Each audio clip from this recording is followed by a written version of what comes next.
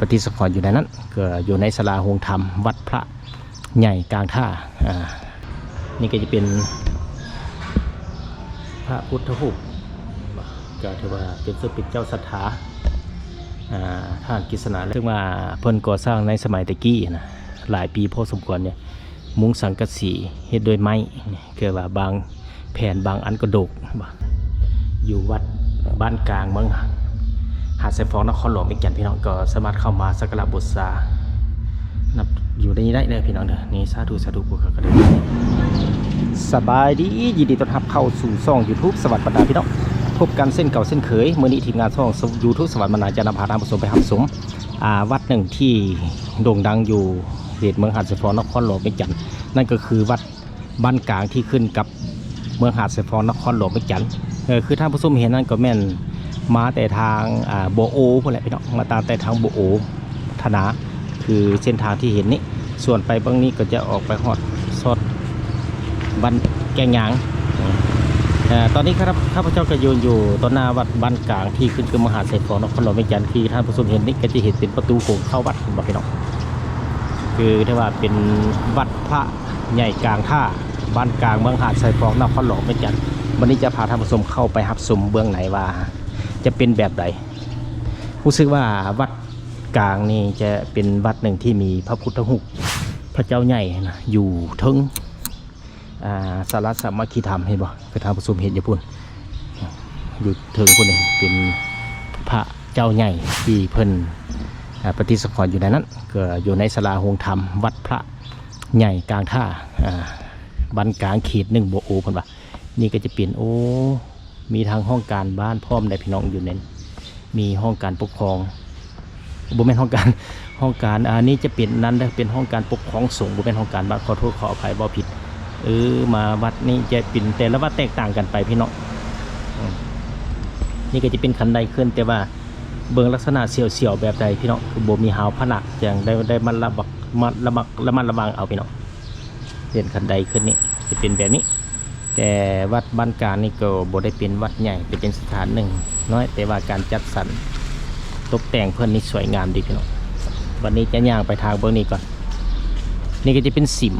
ทางก็จะเป็นศาลาโฮงธรรมพี่น้องนี่เบื้องนี้จะเป็นสิมอยู่เบื้องไหนก็มีพระพุทธรูปอะไรอยู่เบื้องไหนมีพระพุทธรูปใหญ่อยู่ในนั้นแต่ว่าเฮามาเมื่อนี้เพิ่นก็บ่ได้เปิดดอกก็ได้ว่าเฮาจะเอาภาพบรรยากาศรอบนอกให้ท่านผู้ชมได้รับชมจะย่างไปทางเบื้องนี้พี่น้องต้องขอบใจ FC ทุกคนที่สนับสนุนช่องสวรรค์บรรณาด้วยดีเสมอมาได้ท่านผู้ชมเพื่อจะได้รับวิดีโอใหม่ๆมาให้ท่านผู้ชมได้รับชมในตอนต่อไปพี่น้องก็ถือว่าเป็นบรรยากาศหนึ่งที่นำพาท่านผู้ชมรับชมเห็นบ่การตกแต่งประดับประดาสีไม้ลายมือซึ่งเป็นของคนลาวนั่นเองนี่จะมีพระพุทธรูปใหญ่สีเขียวญี่ปุ่นอยู่ทางจอมถึงศาลาโฮงธรรมวัดพระใหญ่กลางท่าซึ่งวัดนี้เพิ่นก่อสร้างเพิ่นได้แต่ในปี1994นั่นก็คือหมายความว่าจะเป็นสาว28ปีแล้วพี่น้องสำเร็จในปี2004สำเร็จในปี2004นั่นก็คือหมายความว่าได้อยู่สาว2ปีซึ่งมูลค่าเป็น888 ล้าน 890,990 กิกศรัทธาจากชาวพุทธทั่วไปทางภายในและต่างประเทศเห็นบ่ก็ถือว่าเพิ่นเอาเป็นแบบตัวเล็กงามๆแบบนั้นให้ท่านผู้ชมได้รับชมวันนี้ก็จะพาท่านผู้ชมขึ้นไปทางเบื้องถึงเบื้องจุดหนึ่งที่ว่าเป็นบ่อนศาลา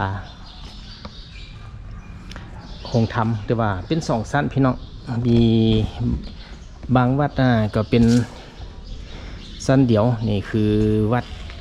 นี่จะเป็น2 ชั้นนี่อยู่วัดท่าเดือดงปลานก็เป็น2 ชั้นเช่นเดียวกันเห็นบอกการตกแต่งและลวดลายสีไม้ลายมือก็ถือว่าสวยๆงามคือที่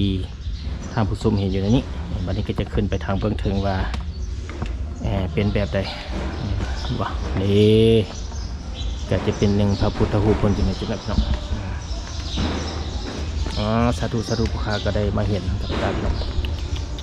การตกแต่งลวดลายสีสันสวยงาม สวยงามอีหลีพี่น้องนี่ก็คือแบบวัดทั่วๆไปเนาะเพิ่นการตกแต่งท่านก็จะเป็นนิทานพระเวสสันดรพี่น้องจะปีแต่ละขั้นตอนของเพิ่นนี่ก็จะเป็นโฮงบุญโฮงทานที่ว่าเฮาก็นะออกตนญาติโยมพอออกไม่ออกครอบครัวที่เฮ็ดบุญเฮ็ดทานแล้วก็มาไว้นี่พี่น้องนี่ก็จะเป็นพระพุทธรูป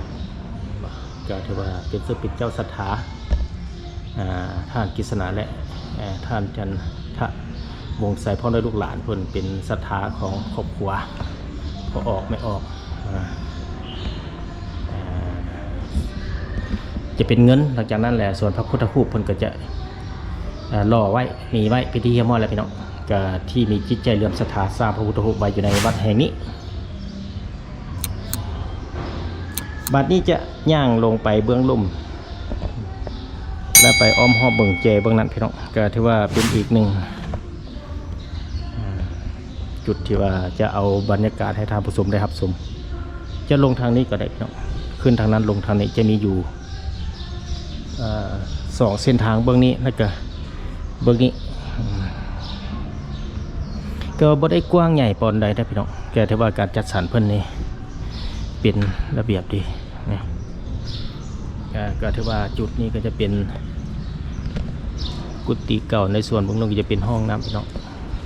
คือว่าส่วนหอกองก็จะเป็น3ชั้นคือชั้นที่1ก็จะเป็นกลุ่มชั้นที่2เป็นกองส่วนชั้นที่3แล้วก็จะเป็นระฆังคือแบบวัดทั่วๆไปพี่น้องถ้าเป็น3ชั้นคือทางผู้ชมเห็นนี่ก็จะเป็นกุฏิเก่ากุฏิวันนี้จะลงไปเบิ่งใกล้ๆกันพี่น้องเป็นกุฏิเก่าถือว่าได้หลายปีพอสมควรพี่น้องยังมีไว้ให้ลูกหลานคนรุ่นใหม่ได้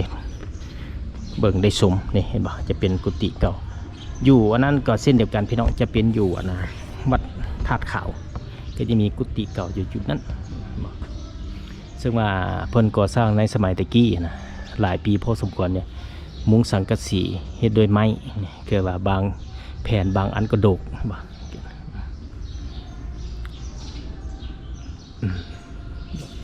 แต่เพิ่นก็ยังได้รักษาไว้ให้คนรุ่นใหม่ได้เห็น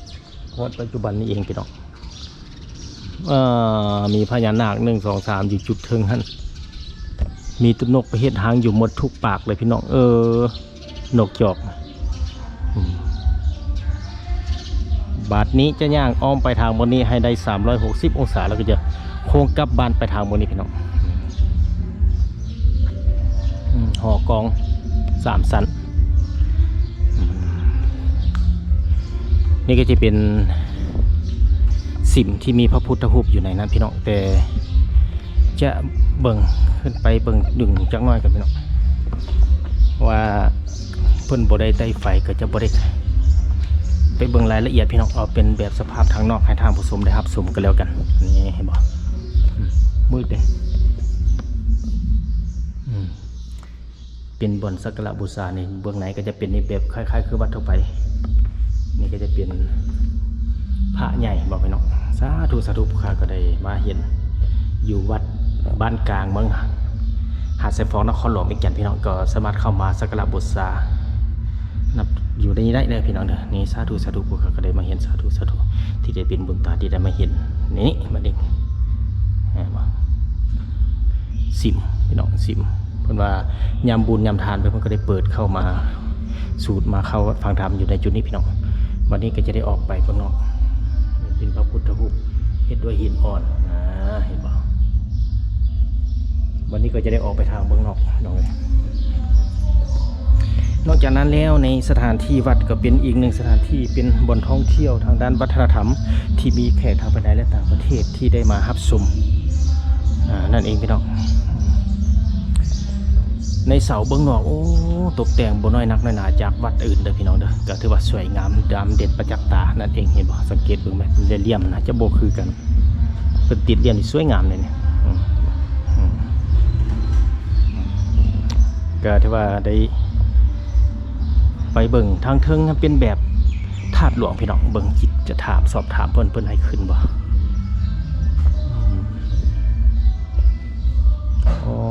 มีคันใดขึ้นทางเบื้องใดอันนี้เป็นจะขึ้นต้องมีทางขึ้นเลยแต่ว่าเพิ่นบ่เปิดเพราะน้ำ บ่ได้เปิดให้ชมคืออีกหนึ่งบรรยากาศที่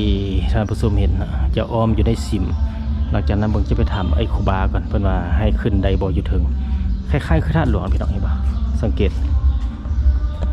อยู่ถึงพุ่นเป็นแบบธาตุหลวง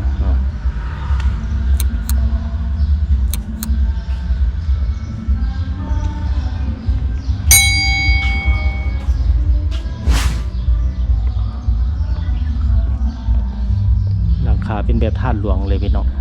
จะบ่ได้ขึ้นไปถึงแต่อยู่เอาเบื้องลุ่มท่านผู้ชมได้ครับชมพญานาคตาแก้ว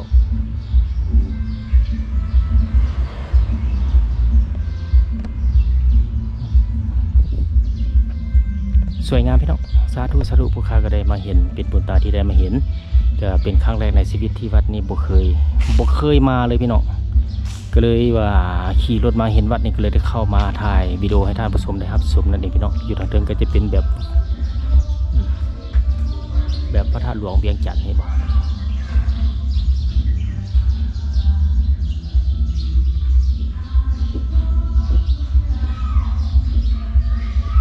ก็ถือว่าเป็นสิบอยู่ในเบื้องนี้วันนี้จะเอาเป็นมุม360มาให้ท่านผู้ชมได้รับชมอีกวันหนึ่งกันนั้นก็จะได้กลับบ้านแล้ว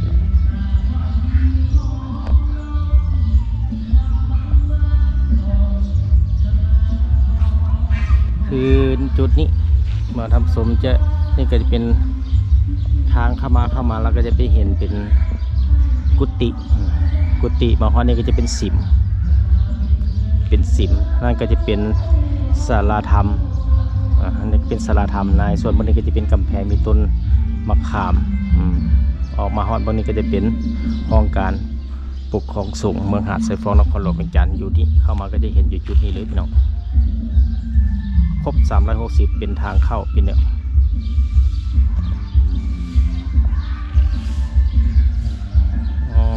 ถือว่าไปถามไอ้ครูบาเพิ่นสิให้ขึ้นบ่เนาะอยู่ถึงน่าจะบ่ขึ้นก็ได้แล้วเนาะอยู่จุดนี้ก็สิโอเคแล้วสวยงามเลยเนาะเป็นแบบธาตุหลวง